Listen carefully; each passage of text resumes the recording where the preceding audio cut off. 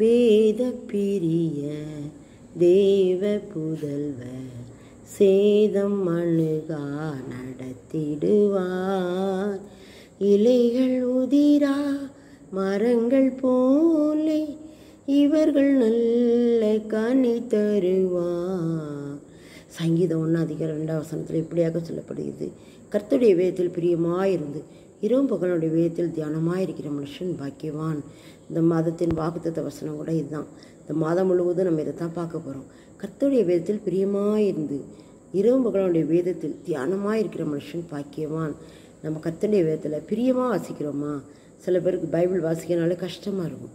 நம்ம பிரியத்தோடு வாசிக்கும்போது அதுதான் நமக்கு ஆசீர்வாதம். அப்படி இருக்கும்போது அவங்க பாக்கியவான்களாக இருப்பாங்களாம். அதோட வாசிக்கிறது மட்டும் இல்லை, அதை தியானிக்க வேண்டும். அப்படி தியானிக்கும்போது நாம் பாக்கியவானாக இருப்போம். நாம் கர்த்தருடைய வேதத்தில் பிரியமாக இருப்போமா? பாக்கியவான்களாக இருப்போமா? ஆமென்.